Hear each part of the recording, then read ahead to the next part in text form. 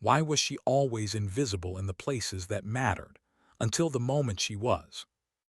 The question hung in Lily Jackson's mind as she sat quietly at the far end of the range house, nursing a paper cup of coffee that had long since gone cold. Outside, November winds pushed thin clouds over the Montana mountains, their jagged silhouettes rising like tired sentinels.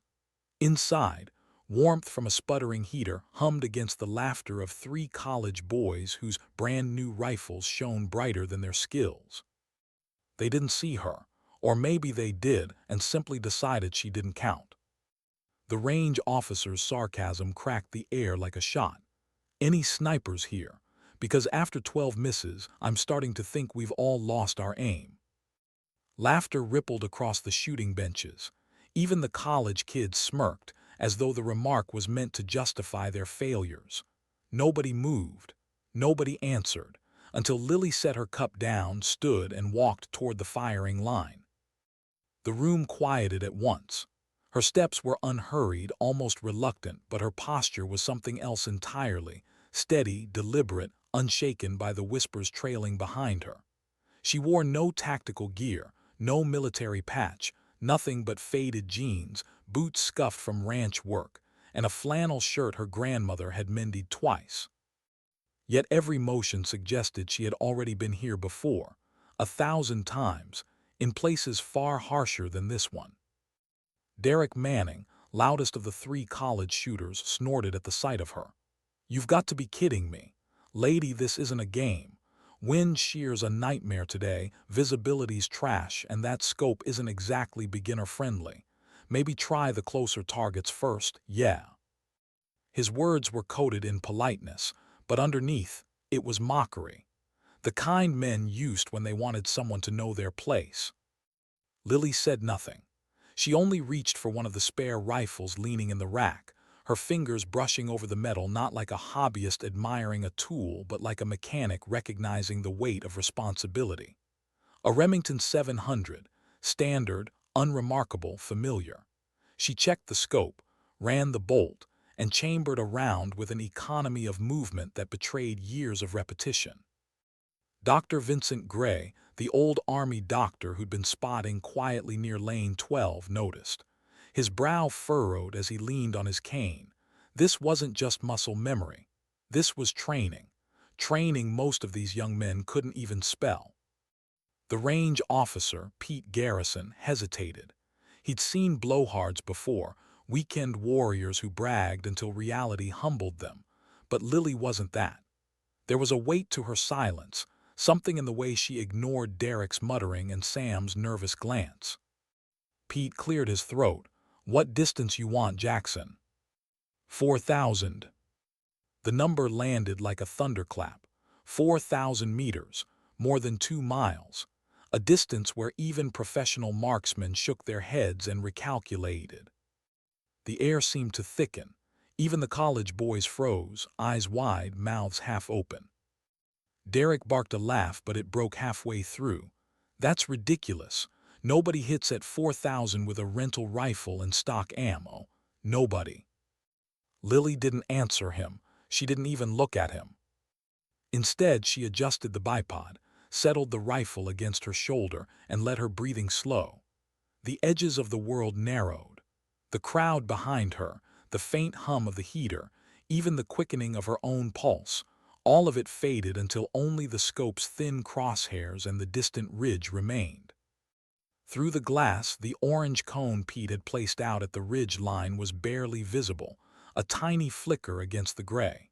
To most, it looked like chance itself. To Lily, it looked like variables waiting to be solved. She read the grass bending along the slope.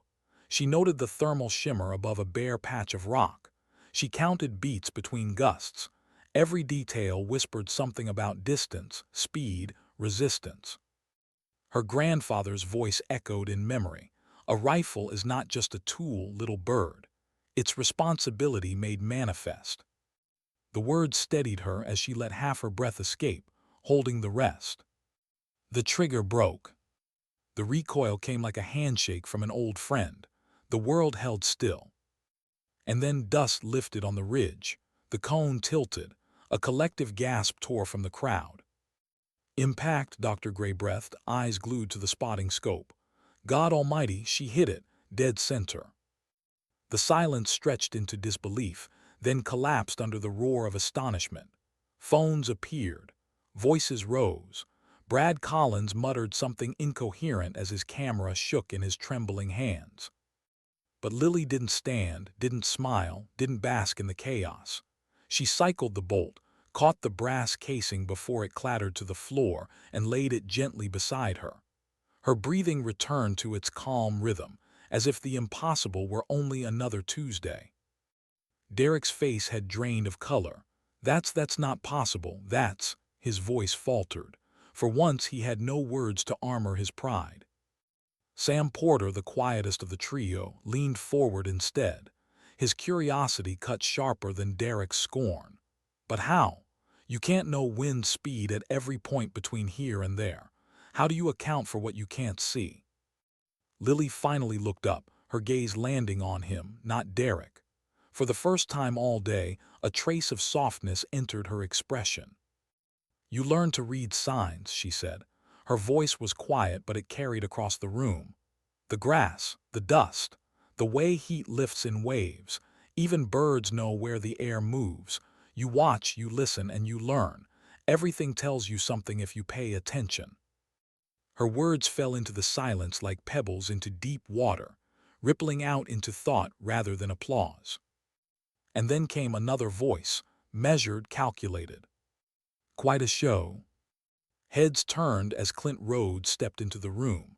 Not many noticed him arrive, but now every eye tracked him. Compact, wiry, dressed in the kind of neutral clothes that made a man forgettable until it was too late. He was Donovan Westfield's foreman, and his presence was never casual. He pulled out a notebook, jotting something without looking at the page. Word travels fast in a small town when someone makes headlines. Jackson was it? Lily Jackson, of the Jackson Ranch.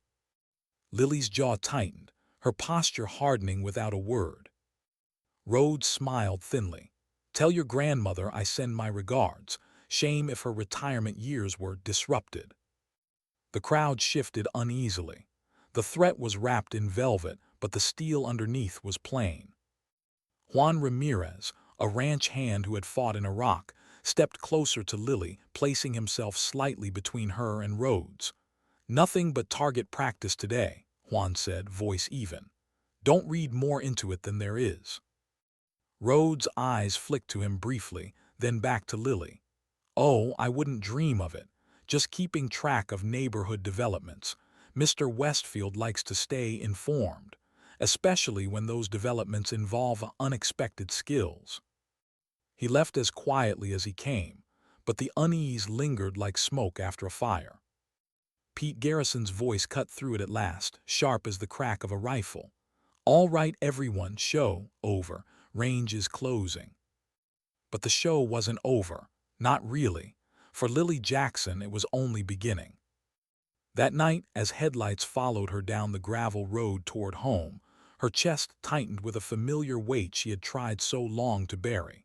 She'd come back to Montana to disappear, to stitch herself quietly into a life of chores and fences and silence. But peace had always been fragile. And now, with a single shot, she had broken it. She parked under the cottonwoods, the ranch house dark except for the warm glow of her grandmother's kitchen window. Vera Jackson was waiting, coffee cup in hand, eyes sharp even in the fading light.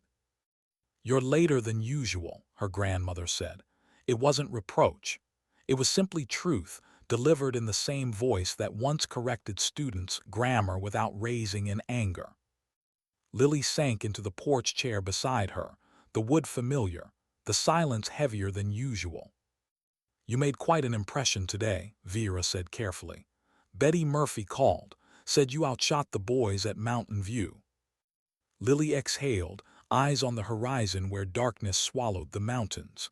Got people's attention, probably more than I wanted. How far? 4,000. The coffee cup froze halfway to Vera's lips. She had taught math for 40 years. She knew exactly what that distance meant. her gaze fixed on Lily. "That's not a shot people make by accident or luck." Lily didn't answer right away. Her grandfather's voice whispered again in memory, steady as ever. Responsibility made manifest. She had tried to lay that responsibility down. But responsibility has a way of finding you again, no matter how far you run. And tonight, as the coyotes began their call in the distance, Lily knew one thing with certainty. Peace was already slipping from her grasp. Why did her grandmother always see the things she tried hardest to hide? The question gnawed at Lily as she sat on the porch beside Vera, the night closing in around them. Coyotes called from the far hills, and the air carried the kind of sharp chill that warned of snow not far off. She kept her gaze fixed on the pasture, refusing to meet her grandmother's eyes. 4,000 meters, Vera repeated softly, as though tasting the words.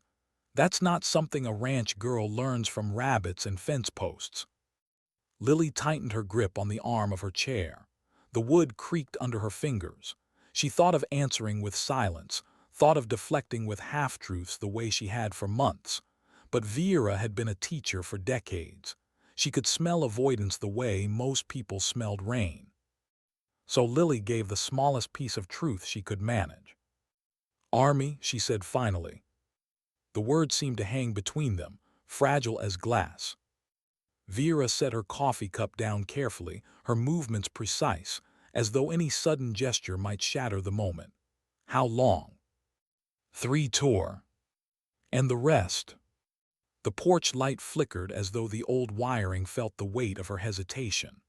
Lily swallowed, fighting the images that always rushed back when she opened this door. The mountains half a world away, the heat, the smell of dust mixed with cordite, the sound of radio voices going silent one by one. "Specialized reconnaissance," she said at last. The words were flat, clinical, the kind she'd used on intake forms when she left the service. But Vera heard the cracks underneath. She reached across the space between their chairs, laying her weathered hand gently over Lily's. "You don't have to tell me everything. Just don't pretend you came home empty." Lily closed her eyes, the touch grounding her in a way nothing else could. She had buried her past under chores, under silence, under the steady rhythm of splitting wood and tending cattle. But her grandmother's words cut through. "I was good at what I did," Lily admitted, voice barely above a whisper. "Too good. When you can end someone's life from 2 miles away, you stop seeing people. You start seeing problems to solve, targets to account for." Her throat tightened, but the words kept coming. "And when the targets stop being strangers and start being close, too close, you realize you'll never be the same person again." Vera squeezed her hand, her voice steady. "That's why you came home." Lily nodded, though the motion felt heavy. "The Army gave me counseling, medication, disability ratings. None of it touched the part that really mattered, the part that never shuts off, the part that keeps measuring distance, wind, angles, everywhere I go. I wanted peace. I thought I could build it here." Silence fell again, filled only by the hum of crickets and the distant lowing of cattle. Vera didn't rush to fill it. She had raised enough teenagers to know when silence was its own answer. Finally, Lily opened her eyes and looked toward the horizon. "And now I've gone and broken it. One shot. One stupid shot to prove a point." Her grandmother tilted her head. "You didn't take that shot to prove anything to them. You took it to remind yourself you could." The truth stung, because it was exactly that. Before Lily could respond, headlights swept across the driveway. Both women turned, instincts sharp. In rural Montana, visitors after dark rarely meant anything good. The car that pulled up was familiar, though. Susan Knight's Honda, dust-streaked from county roads. The editor of the Eagle's Rest Weekly Herald climbed out, followed closely by her daughter Brooke, lanky and restless at 16. Even before they reached the porch, tension radiated from their bodies. "Evening, Vera." "Lily," Susan called, voice brisk but apologetic. "I wouldn't bother you this late unless it was important." Come sit, Vera said, already reaching for spare chairs. Coffee. Wish I could, but I'm on deadline, Susan replied as she settled in. Brooke perched beside her, hugging her knees to her chest as though bracing herself for something. Susan wasted no time. By tomorrow morning, half the county will know what happened at the range today. More once word spreads. You didn't just make a shot, Lily, you made a story. And stories draw attention. Lily folded her arms. I didn't ask for attention. Doesn't matter, Susan said, not unkindly. You've got it. And the kind of people watching aren't just neighbors gossiping over coffee. Donovan Westfield's name is already floating around. He wants your land for his development project. He's been pressuring property owners for months. You think he's going to ignore the fact that the one person standing in his way just revealed military training? Brooke finally spoke, her voice sharper than her mother. Powerful people don't like surprises, and you're a surprise they can't control. Her words landed heavier than Lily expected.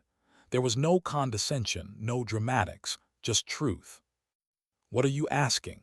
Vera cut in, her teacher's voice calm but firm. Susan glanced at her daughter before answering.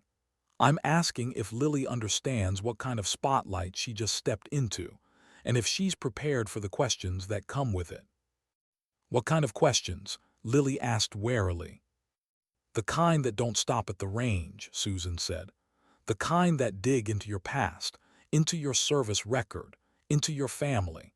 They'll want to know who you really are, and they'll use it if it helps their case.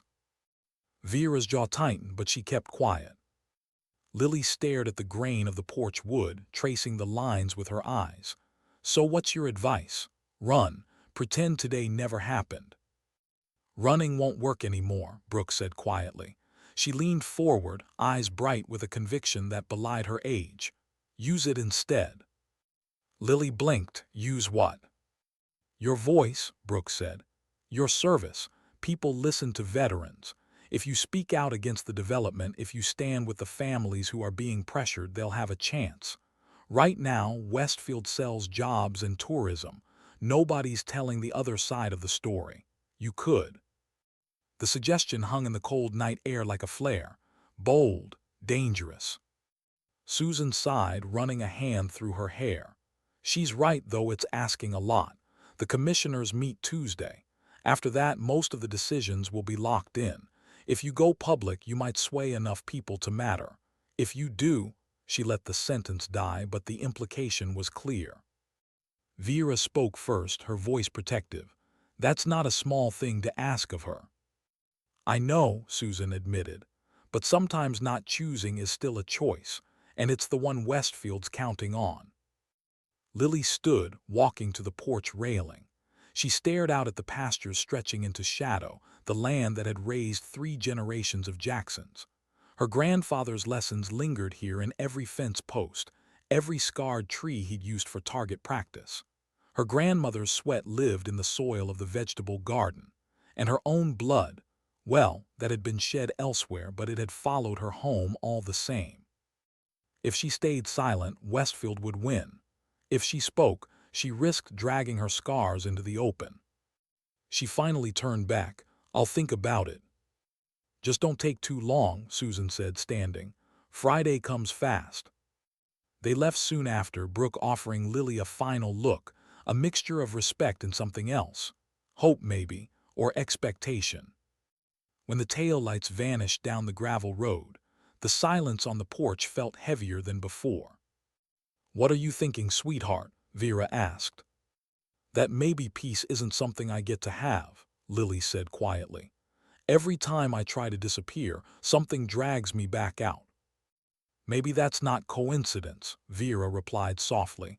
Maybe it's recognition. Sleep didn't come easy that night. Lily lay in her childhood room, staring at the ceiling where moonlight painted shifting patterns through old lace curtains. The familiar creak of the house, the hum of the wind, it should have comforted her. Instead, it mocked her restlessness. At 3 in the morning, she gave up. Barefoot, she padded down the hall to the kitchen, brewed coffee, and sat at the table with a blank notepad in front of her. She stared at it for a long time, pencil resting useless in her hand. On one side of her mind's ledger sat anonymity, healing, days split between fence repairs and shooting practice, slowly piecing herself back into something resembling whole. On the other side sat responsibility, the land, her grandmother, the neighbors who didn't have her training, her composure, her readiness for conflict. The balance was tipping, whether she wanted it to or not. Footsteps on the stairs. Vera appeared in the doorway, robe wrapped around her shoulders, hair silver against the dim light. She poured herself coffee without asking and sat across from Lily. "Couldn't sleep either?" she asked gently. "Not with all that running through my head." Vera studied her granddaughter's face, seeing the storm behind the calm.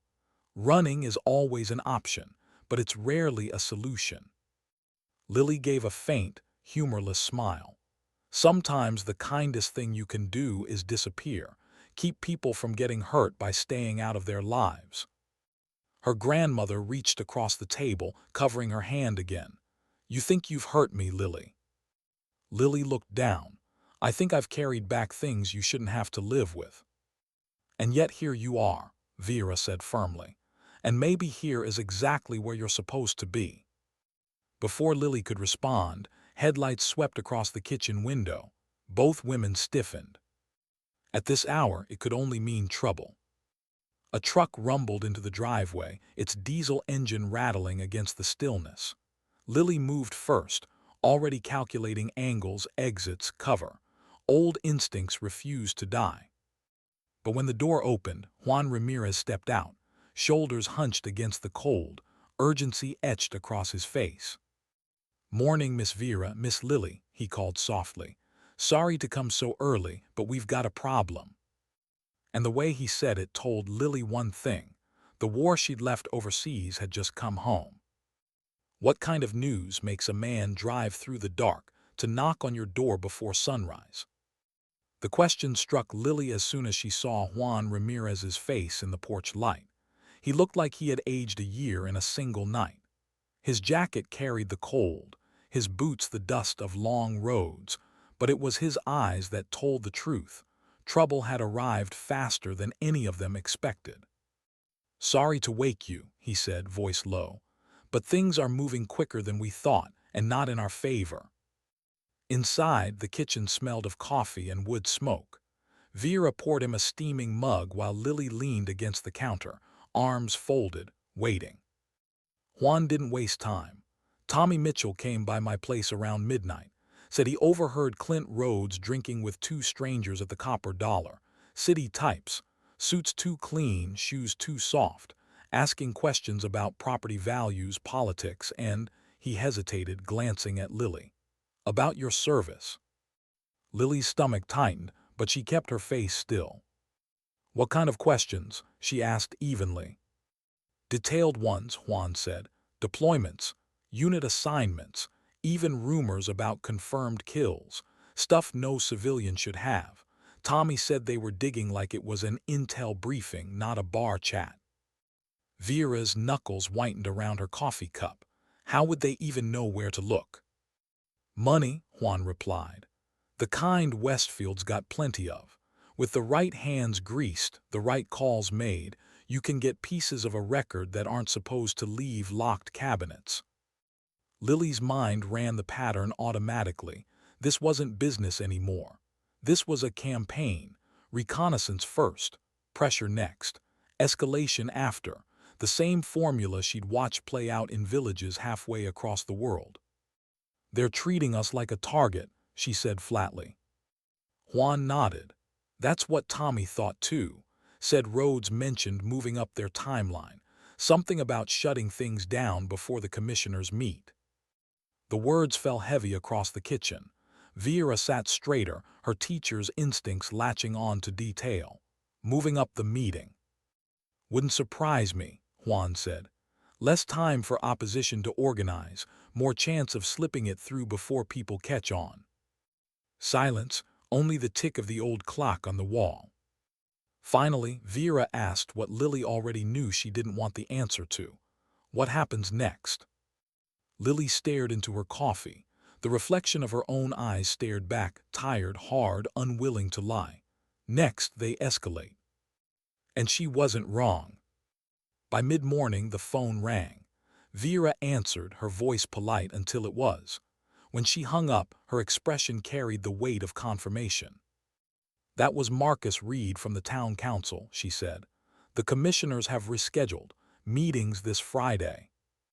2 days sooner. Less time, less air. Lily's jaw tightened. They were moving on combat speed now. The Copper Dollar Tavern smelled of old wood, spilled whiskey, and a century of smoke soaked into the walls. Its back room had seen poker games, union talks, and more than a few fists thrown in its time. Today, it hosted something heavier. 6 veterans, gathered around a scarred oak table, waiting for a woman who hadn't asked for leadership but couldn't escape it.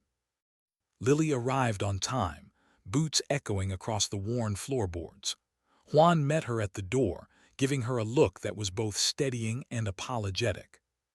"Everyone's here," he murmured. "Fair warning, some of these guys have strong opinions."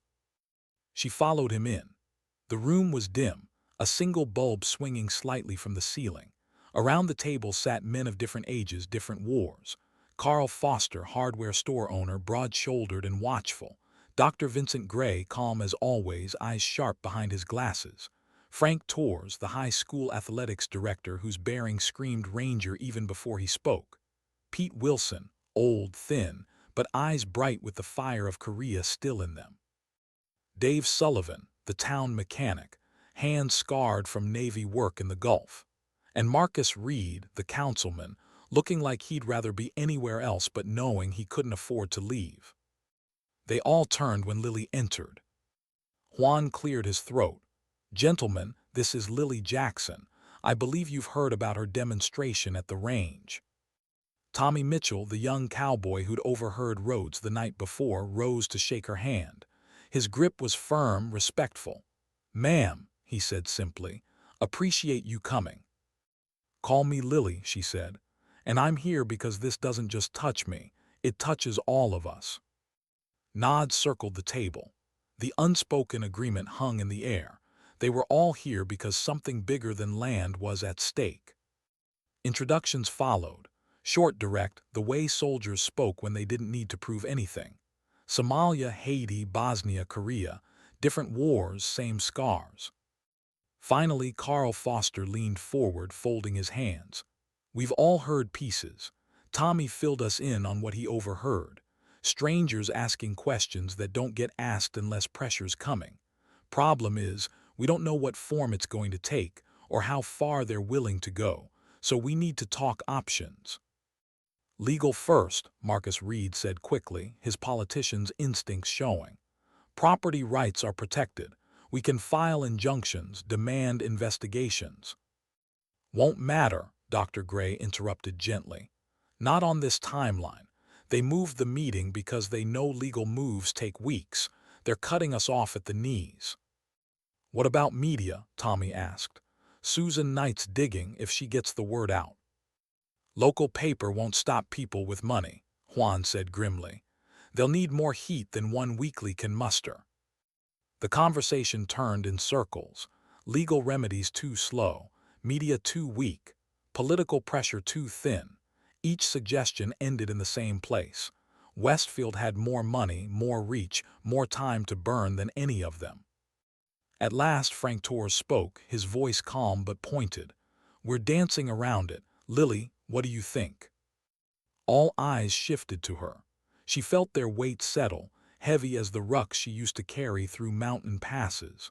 For a long moment she said nothing, letting the silence breathe. Then she spoke. "Honestly, you're treating this like it's a disagreement, like two neighbors arguing over a fence line. But it's not. It's a campaign. And campaigns don't end in compromise. They end in victory or loss." The room stilled. "They've already done their recon," she continued. "They've already shown they're willing to intimidate. Next, they escalate. Maybe not bullets, but damage, threats, arrests, things that make people too tired or too scared to fight.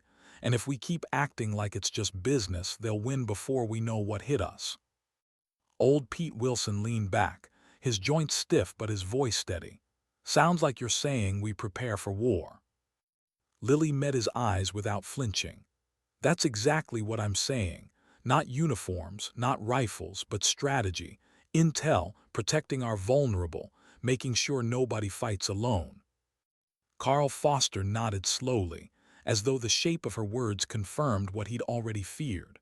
Organize like they're organized. Yes, Lily said. Otherwise, we're just waiting to be picked off one by one. The room absorbed it. Nobody argued, not really.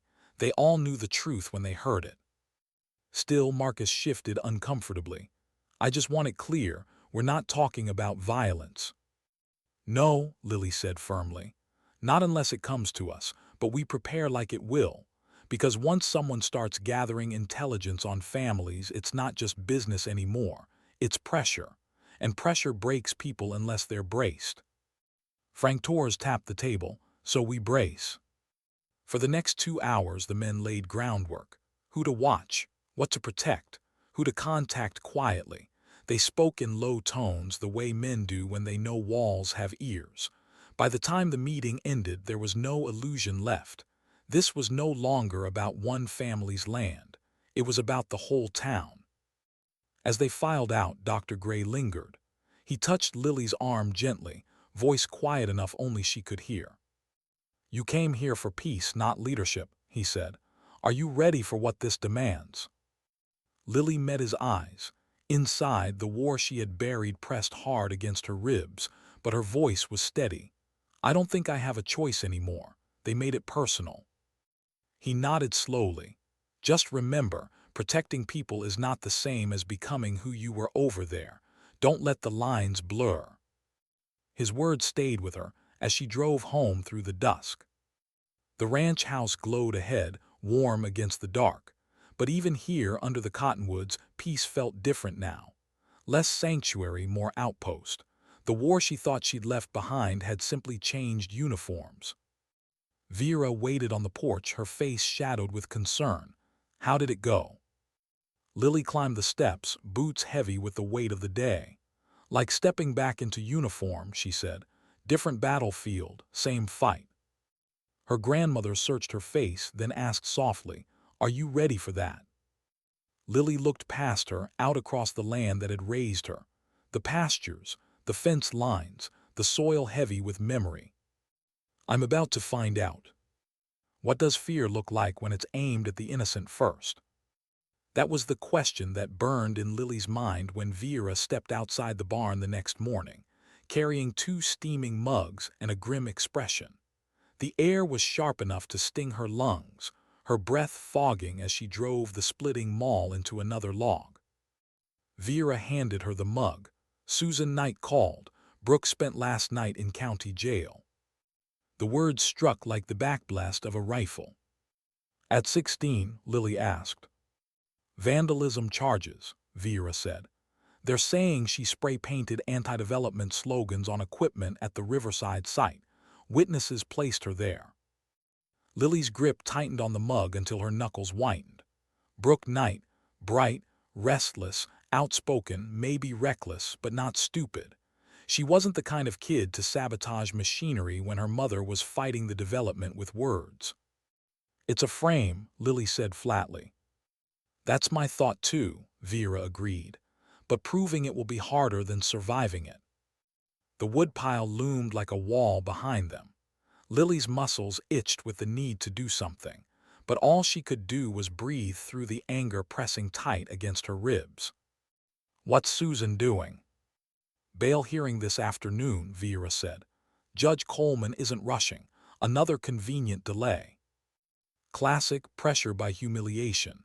Intimidate the mother through the daughter, make the costs personal.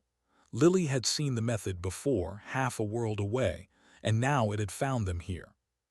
The phone rang as they stepped inside. Vera answered, her voice polite at first, then cooling like iron plunged into water. When she hung up, her jaw was tight. That was Carl Foster, she said. His hardware store was broken into last night. Nothing valuable taken, just his veteran memorabilia smashed, and a note telling him to reconsider his position. Lily exhaled through her teeth, coordinated, targeted. And it wasn't just Carl. By mid-morning, word spread like wildfire. Dr. Gray's car windows smashed. Juan's cattle turned loose by cut fences. Tommy Mitchell's landlord harassed by anonymous complaints that triggered a sudden inspection. Multiple fronts, multiple pressure points. The pattern was textbook: overwhelm resistance with simultaneous strikes until someone folds. "They're moving faster than we are," Lily muttered. Vera's eyes, sharp as they had been in her classroom years, fixed on her granddaughter. "So we move faster too. What's your plan?" Lily didn't answer right away. She didn't have to. The sound of tires crunching gravel carried the answer for her. Two sheriff's cruisers turned into the driveway, their lights off but their presence loud. An unmarked black sedan followed, gleaming against the pale morning frost. Lily's chest tightened. This wasn't random. "They're bringing it here," she said. The vehicle stopped, doors opening. Deputy Jake Russell climbed out first. Normally, his easy smile made him look like someone who belonged on a fishing boat more than in a badge. Today, his face was carved from stone. Behind him stepped two men in dark suits, shoes too polished for Montana dirt.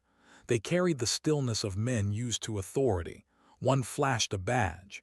"Agent Morrison, State Attorney General's office. This is Agent Clark." Lily met them on the porch, Vera steady at her side. "Miss Jackson," Morrison said, his voice measured, "we need to ask you a few questions regarding recent criminal incidents." Her stomach coiled. Not criminal investigation, intelligence gathering. She'd heard that tone before, from officers who knew the answers but wanted to hear how you'd phrase them. "What kind of incidents?" she asked, her voice calm. Morrison opened a folder. Vandalism at the Riverside site. Break-ins at local businesses. Intimidation complaints. "Given your military background and your recent demonstration at Mountain View, we need to establish whether you have any connections to individuals with specialized skills." It was almost elegant in its manipulation. They weren't accusing, not yet, just implying. The burden was hers to prove a negative. "Are you suggesting my granddaughter is responsible for vandalism because she knows how to shoot a rifle?" Vera's voice cut sharp as glass. "Not suggesting," Morrison replied smoothly. "Simply investigating whether recent events overlap with individuals trained in unconventional methods." Lily kept her breathing even, though rage prickled along her skin. The game was clear. Connect her record to community unrest. Turn her from protector into suspect. She chose her words with surgical precision. "I haven't committed any crimes, nor have I instructed anyone else to. My service ended the day I came home. If you're looking for suspects, I suggest you look elsewhere." Morrison studied her, eyes cool, assessing. Clark scribbled in a notebook, every gesture deliberate. Deputy Russell shifted, clearly uncomfortable. His jaw worked like he wanted to say something but didn't dare. Finally, Morrison closed the folder. "We appreciate your cooperation, for now." His tone made clear it wouldn't be the last visit. They turned and left as quietly as they'd come.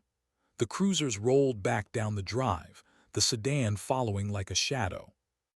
Only when the dust settled did Vera exhale. "They're not here for justice. They're here to make you a liability." Lily stared at the empty road, her chest heavy. "They want me boxed in, either silent or discredited, maybe both." She looked back at her grandmother, at the house, at the land that had carried 3 generations of their name. The pressure was no longer creeping. It was marching, straight and bold. And if they thought she would bend quietly, they hadn't learned the right lessons. That night the veterans gathered again. The copper dollar's back room was darker than before, the air thicker, as though the walls themselves sensed the stakes. "Escalation's official," Carl Foster said grimly. "They've come after the kid, after businesses. Now they're circling Lily. They're testing how much pressure we'll take before we break. They won't stop at pressure, Frank Torres said. They'll move until somebody folds or somebody fights back. Dr. Gray turned to Lily. You've been quiet, what's your read? Lily's voice came out steady, but her hand curled unconsciously against the table's edge. They're building a narrative. First, frame Brooke as reckless, then smear Carl as unstable, then discredit me as dangerous. Step by step, they make resistance look like criminality. And when the community believes it, Tommy asked quietly. Then Westfield wins without firing a shot, Lily said. The silence afterward was heavy. Finally, Juan broke it. So what do we do? Lily looked around the table, into the eyes of men who had carried burdens in deserts, jungles, and frozen ridges. Men who knew what it was to fight with more than weapons. We prepare like it's war, she said again, her voice firm, because it already is. And though none of them wanted to hear it, none of them disagreed. That night sleep again avoided her. She sat at her bedroom window, watching frost crawl over the glass, her reflection pale against the dark. In her mind, two worlds warred: the mountains of Afghanistan where survival demanded ruthlessness, and the quiet pastures of Montana where she'd come to heal. She wanted peace. She craved it like air, but peace was not being offered. And the truth pressed in with brutal clarity. The only way forward might be the one path she had sworn never to walk again.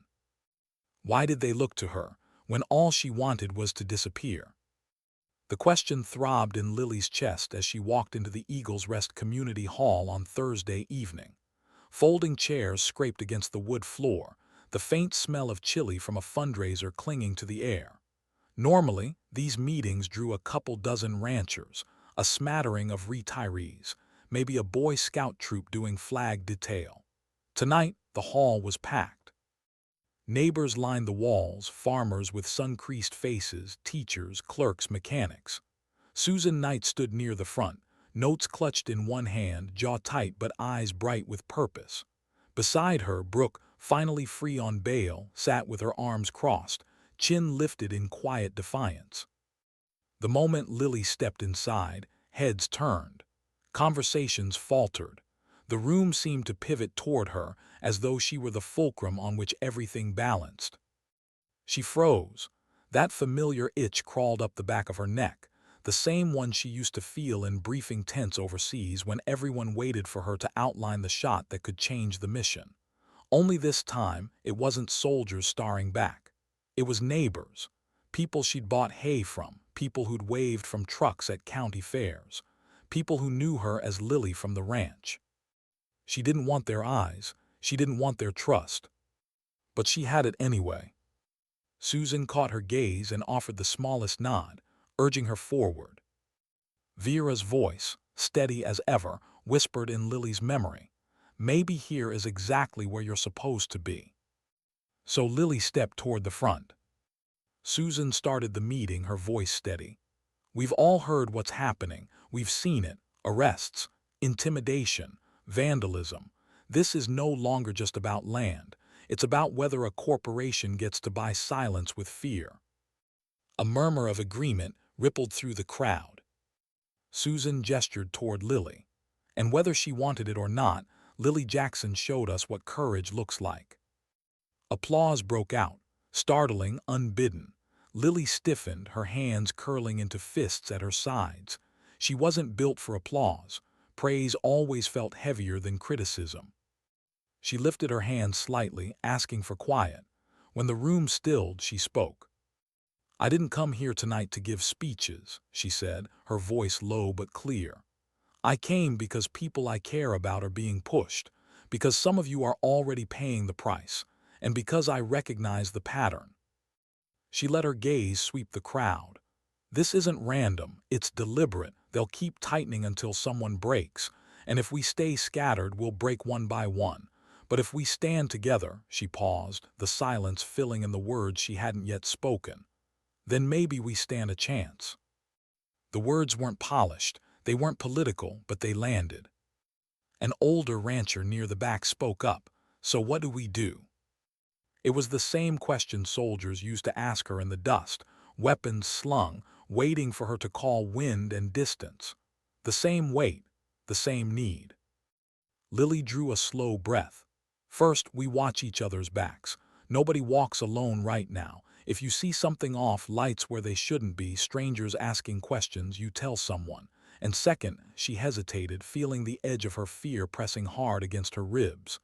Second, we prepare, not for violence, but for resilience, because if they push harder, we have to be harder to break. Whispers stirred, uneasy, uncertain, some nods, some furrowed brows.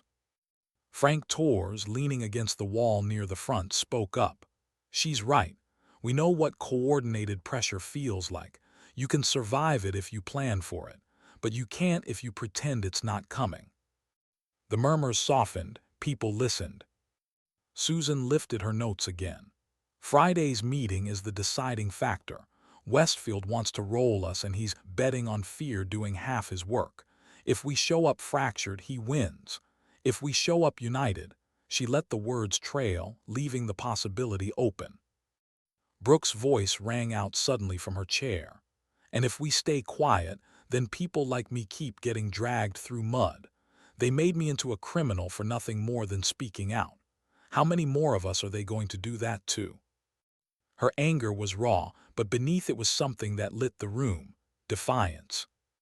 By the time the meeting ended, people weren't whispering about fear anymore. They were whispering about showing up, together. Later in the parking lot, Lily leaned against her truck, staring at the sky where stars pierced the darkness. Frank Torres joined her, hands shoved into his jacket pockets. "You don't like it, do you?" he said quietly. "What?"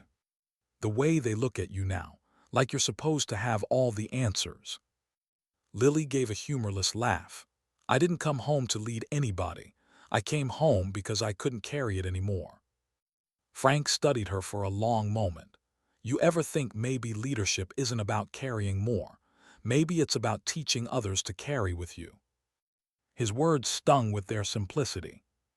She wanted to believe him, but the truth gnawed at her. Every time she'd led before, it ended in bodies. And if she wasn't careful, history would repeat itself here. The next day, preparation became more visible. Carl Foster boarded up the hardware store's windows, leaving a hand-painted sign: "We're still here." Dr. Gray organized neighbors into informal patrols, quiet drives through backroads at night, eyes open for strange vehicles. Juan Ramirez spent the afternoon checking fences, quietly marking places that could serve as choke points if livestock were deliberately set loose again. Even Susan, not a soldier but stubborn as one, turned her newspaper office into a hub, printing flyers, distributing fact sheets, making calls to sympathetic contacts in neighboring counties. It wasn't an army, it wasn't even organized resistance, but it was something. And Lily could feel it happening. People were turning their eyes toward her more and more, not just for protection but for direction, and that terrified her. That night she walked the perimeter of the ranch alone, the frost crunching beneath her boots. The cottonwoods whispered overhead, their branches brittle against the cold. Her hands trembled, though not from the chill. She remembered the last time she'd walked perimeters. Not here, not home. Another world, another war, walking ahead of a squad whose lives depended on her calculations, each step heavy with the knowledge that one mistake could mean never seeing morning. And she remembered the last mission, the one that had carved her silence so deep it followed her across an ocean. A rooftop, a target, a child stepping into the line of fire at the last second. Her finger tightening, her commander's voice in her ear: take it now." And the shot that split her life in two. Her breath hitched. She gripped the fence post until her knuckles ached. The past had followed her home, and if she wasn't careful, she'd bring it down on everyone who trusted her now. Vera found her still outside an hour later. She draped a blanket over her granddaughter's shoulders without a word, then stood beside her, looking out at the field silvered in moonlight. "You think if you stay small enough, quiet enough, it won't find you again," Vera said softly. "But some things aren't choices, they're callings." Lily's throat tightened. "My calling cost lives." "And your silence might cost more," Vera said gently. "The only question left is which burden you'd rather carry." The weight of those words pressed hard, and Lily knew, deep down, that the choice had already been made the moment she picked up that rifle at the range. She hadn't stepped back into the fight had come for her. And tomorrow it would demand more. Why did the courthouse feel more like a battlefield than a civic building? That was Lily's first thought as she walked up the wide steps of the Eagle's Rest Municipal Building Friday morning. Frost clung to the railings, the kind that burned your hand if you held too long. The flag out front stirred faintly, but the air was heavier than weather. The town had come, more than she expected, more than Westfield's people wanted. Farmers in work coats, shopkeepers in Sunday shirts, veterans wearing jackets with faded patches. Even teenagers, drawn by whispers that something important was about to happen. And threading through them, quieter but unmistakable, were the men in tailored coats and polished shoes. Westfield's men. Their smiles too smooth, their handshakes too practiced. They didn't carry rifles, but their presence was no less weaponized. Lily felt eyes on her the moment she reached the top step. Whispers passed like brushfire. "That's her, the sniper, the Jackson girl." Her pulse ticked faster. She forced her breathing steady, counting like she used to before a shot. In for 4, hold for 2, out for 4. The rhythm steadied her feet, though her chest still ached with the weight of attention. Vera walked beside her, chin lifted, every line of her frame daring anyone to question her presence. Behind them came Juan, Dr. Gray, Frank Torres, Carl Foster, and Susan with Brooke close at her side. Not a militia, just neighbors, but their quiet solidarity mattered. Inside, the commissioner's chamber was already packed. The wooden benches creaked under the weight of the crowd. At the front, 3 commissioners shuffled papers, trying to appear neutral but betraying their nerves in every clipped motion. And there, at the far table, sat Donovan Westfield himself. He was larger than life in a way that came not from size but from confidence. His suit was cut perfectly, his smile carved to disarm. But his eyes were small, sharp, constantly measuring. He shook hands as though each one was a transaction sealed, each nod a contract one. When he spotted Lily, his smile widened, not warm, predatory. She felt the urge to look away, but didn't. She met his gaze, steady, cold, refusing to blink. The smile faltered just enough to betray he noticed. The meeting began with procedural words, formalities meant to soften the reality. Then Commissioner Hughes cleared his throat. "Today we hear proposals regarding the Westfield Development Project. Mr. Westfield, you have the floor." Westfield rose, his voice smooth as silk. He painted pictures of jobs, tourism, new schools funded by increased revenue.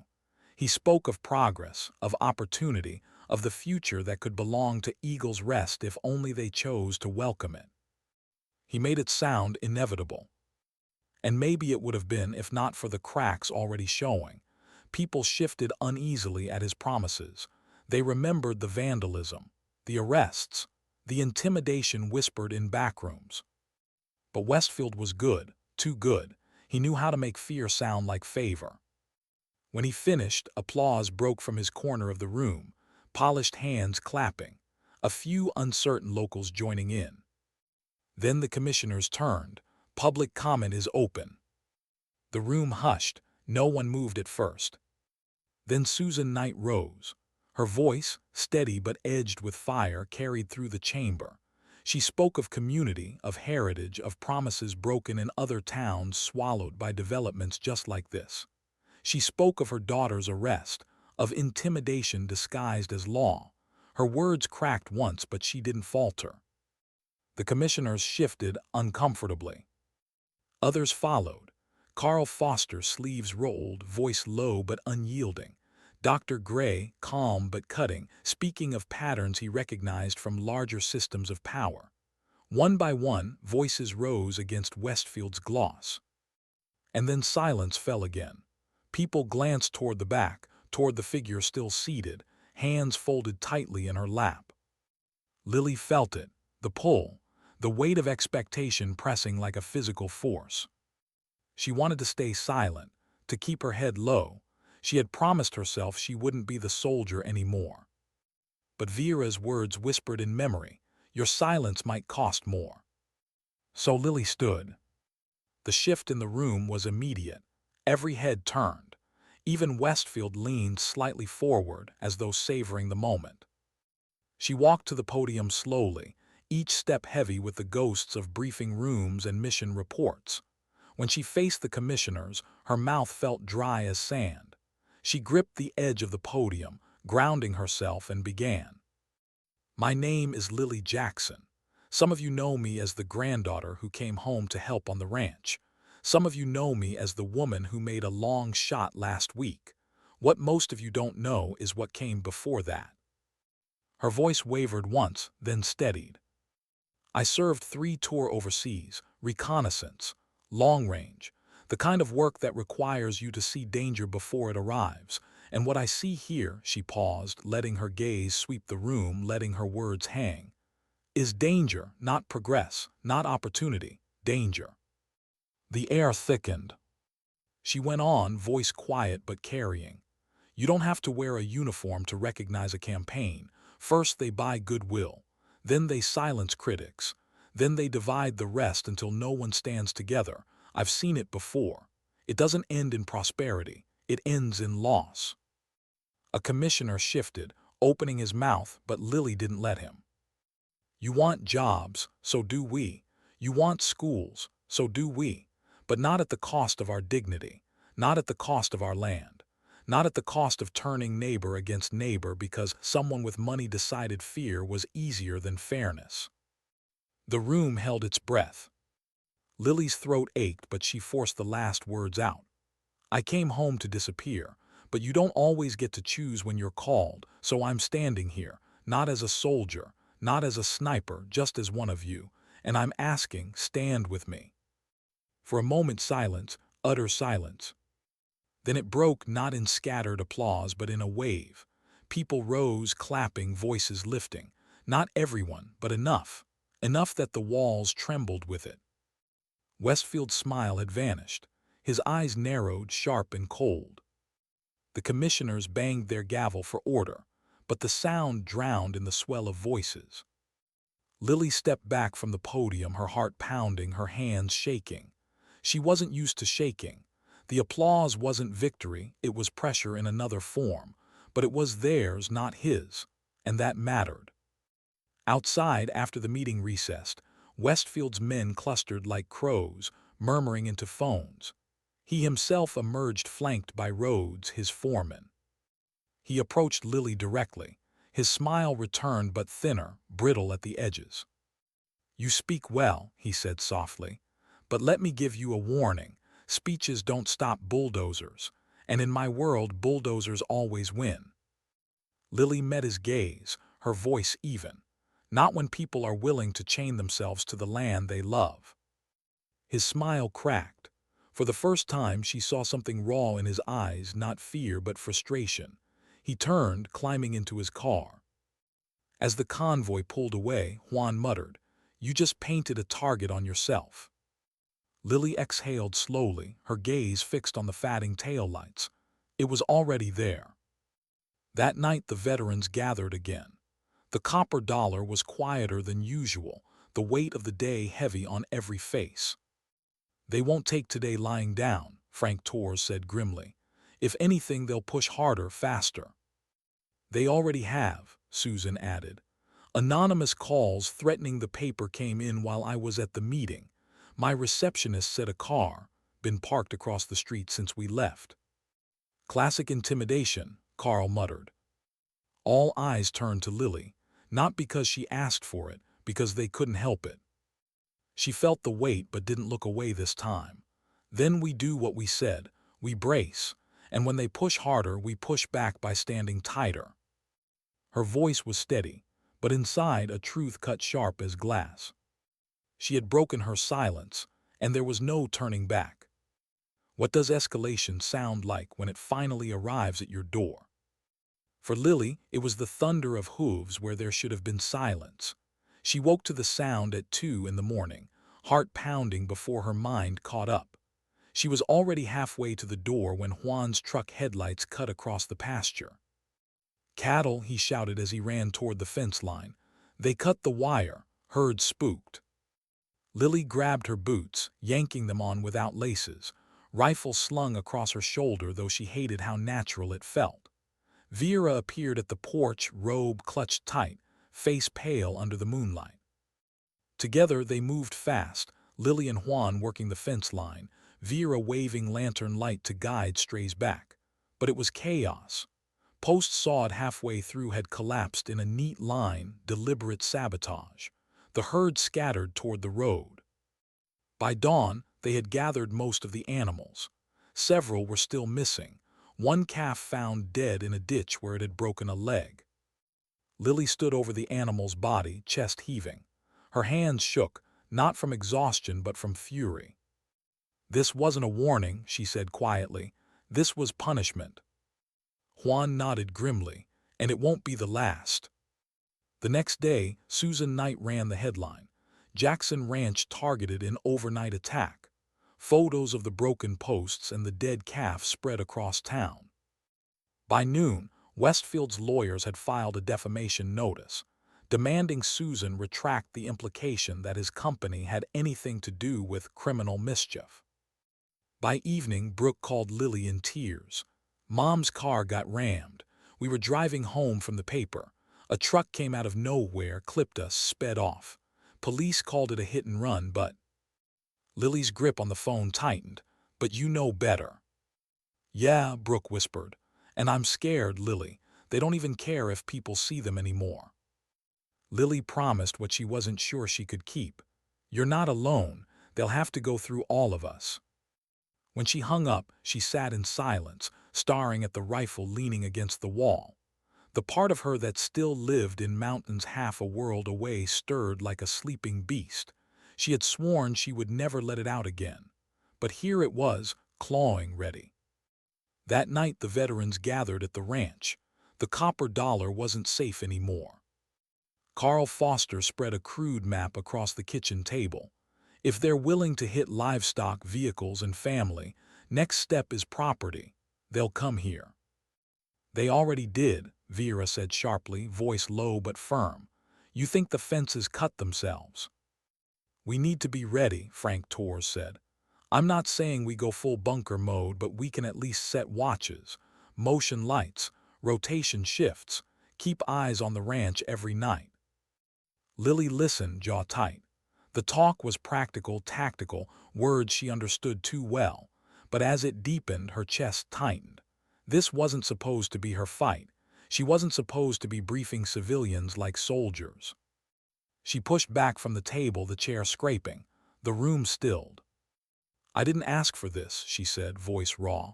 "I came home because I was done fighting. Because every time I picked up a rifle before, it ended with someone's son not coming home. And now you're asking me to do it again, to lead again. And I can't."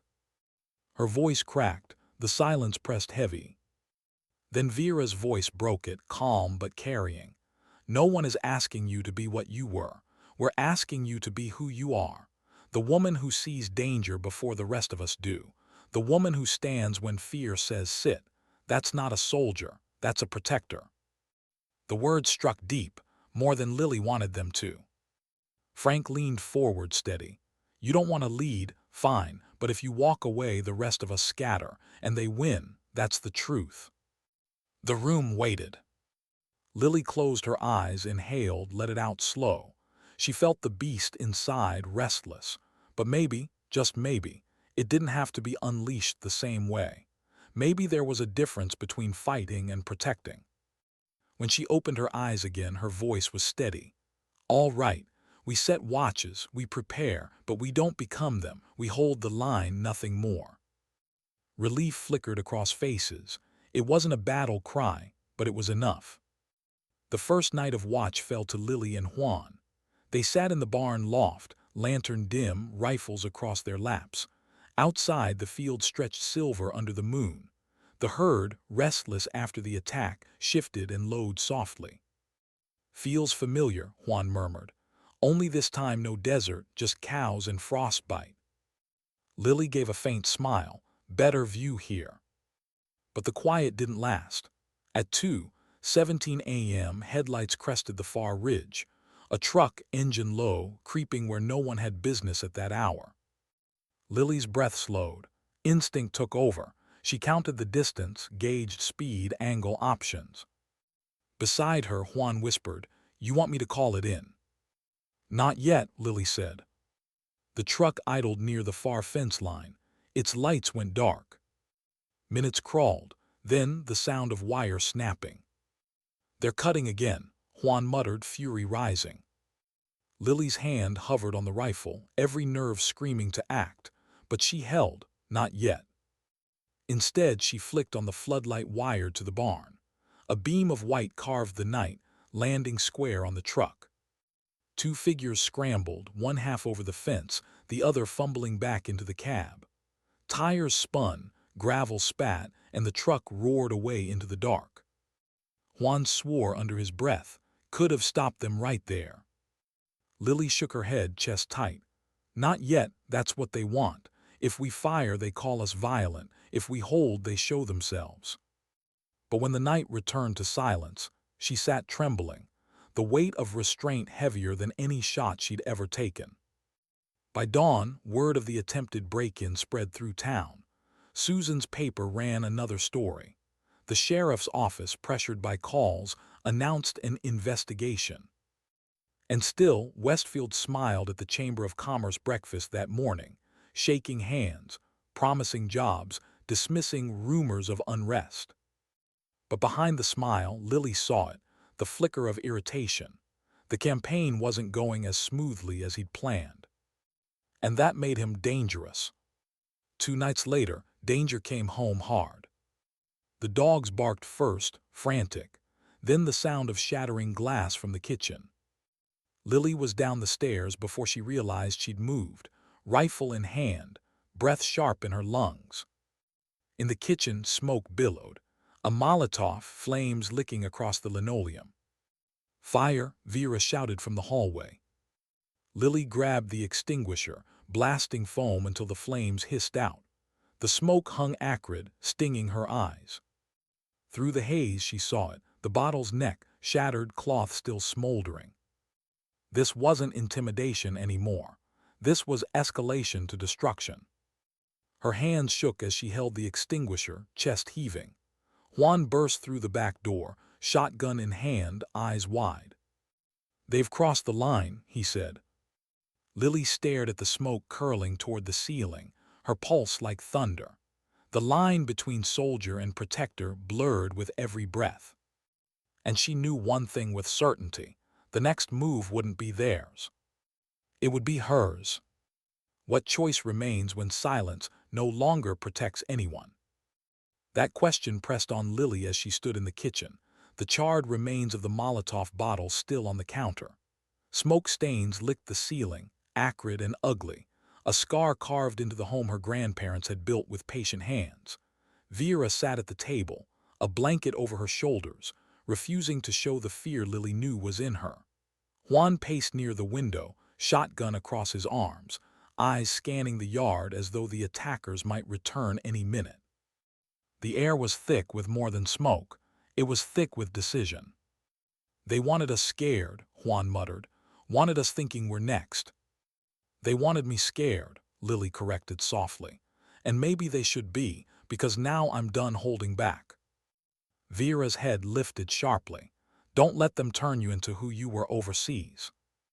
Lily met her grandmother's eyes, steady, calm in a way she hadn't felt in years. "I'm not going back, but I'm not staying quiet either." The next morning, the veterans gathered at the ranch again. Carl's jaw was tight, Frank's arms folded like stone pillars, Dr. Gray's face lined with a weariness that came from too many patterns repeating themselves. Susan arrived too, Brooke at her side, her voice hoarse but her spirit unbroken. "This isn't whispers anymore," Susan said. "This is open war. The paper, running the photos of the firebomb. I'm sending copies to Helena, to Billings, to every outlet that might listen." "They'll call it staged," Carl muttered. "They might," Susan admitted. "But the images don't lie, and the people here won't either, not if we show them the truth in daylight." Lily listened, quiet, letting the words roll around her mind. Then she spoke. "They want shadows. They want us reacting in the dark where no one sees. We flip it. We bring them into the light." "How?" Frank asked. Lily looked around the table, the faces of men and women who'd risked enough already. "We set the trap. Not with bullets, with eyes, cameras, witnesses. We force them to show who they are where the whole town can see." It was risky, reckless, but every nod told her they were ready. Saturday came cold and sharp, the sky stretched clear above Eagle's Rest. Word spread quietly, the way word always spread in small towns. By afternoon, dozens gathered at the Jackson Ranch. Neighbors, veterans, families. They brought thermoses of coffee, folding chairs, even guitars. It looked almost like a festival, except for the undercurrent of tension in every glance. Cameras were set up at the fence line, phones charged, ready. Lily stood near the barn, flannel sleeves rolled, eyes sweeping the horizon. Her rifle leaned against the wall, not cradled, not pointed, just there. Visible, a reminder. Vera stood beside her, hands steady on her cane. "They'll come," she said quietly. "People like Westfield always think they can't be outmatched." As dusk fell, engines hummed on the far ridge. Headlights appeared, a convoy of trucks rolling down the dirt road. Too many, too polished, too deliberate. They pulled up just beyond the fence. Doors opened. And there he was, Donovan Westfield, stepping down like a man arriving at a coronation. Clint Rhodes at his side, other men fanning out behind them. Their presence screamed authority they didn't actually have. Westfield smiled, all teeth. "Quite the gathering you've got here. Shame if it turned into trespassing." Lily stepped forward, her voice calm but carrying. "This is private property. You're not welcome here." Westfield chuckled, as though speaking to a child. "You think you can hold progress hostage with a bonfire and a few old rifles? Miss Jackson, the world moves forward with or without you." Cameras lifted, phones recorded, the town watched. Lily kept her stance steady. Funny thing about the world. Sometimes forward isn't progress. Sometimes it's just destruction dressed up nice. The crowd murmured approval. Westfield's smile faltered. He turned slightly, gesturing. One of his men stepped forward, tossing something over the fence, a chain and padlock. "Symbolic," Westfield said smoothly. "We'll be putting these on soon enough. Development approved, land repossessed. You can either be part of the future or stand in the way and get buried under it." Lily picked up the chain, held it up to the light. Then she let it fall, the metal clanging against the dirt. Her eyes never left his. "You don't scare us," she said quietly. The words weren't loud. They didn't need to be. The weight of the crowd carried them, amplifying the defiance.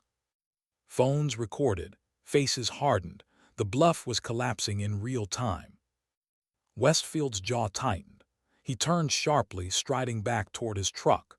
Rhodes lingered a moment, his gaze fixed on Lily, calculating, measuring, but even he knew the tide had shifted. Engines roared as the convoy pulled away, their taillights shrinking into the dusk. Silence lingered in their wake. Then Brooke's voice rang out, clear and unshaken. They blinked. The crowd broke into cheers, not wild, not reckless, steady, solid, a sound not of victory but of resolve. That night the ranch was quieter than it had been in weeks. No trucks prowled the ridges, no fences cut, no glass shattered. Fear had been dragged into daylight, and daylight robbed it of half its power. Still, Lily knew it wasn't over. Men like Westfield didn't accept defeat easily, but something had changed. For the first time, it wasn't just her standing at the line. It was all of them. She sat on the porch long after midnight, rifle leaning beside her, stars sharp above the cottonwoods. Vera joined her, easing into the chair with a sigh. "You didn't fire a shot," Vera said softly. "Didn't have to." Vera smiled faintly, pride hidden but not absent. Sometimes that's the greater strength. Lily leaned back, staring at the horizon. She thought of the past, the rooftop, the command in her ear, the shot that never stopped echoing. She thought of the fear she had carried home, the silence she had built around herself. And she thought of tonight, standing in the open, refusing to bend. Maybe peace wasn't about disappearing. Maybe it was about standing quietly until there was nothing left to take. The coyotes called again in the distance, their cries carrying across the land. Lily listened, her chest finally easing, a small breath of something she hadn't felt in years. Not peace, not fully, but something close enough to believe in again. And as dawn broke, painting the fields gold, one truth settled in her chest, firm as bedrock. Sometimes dignity doesn't speak. It simply acts.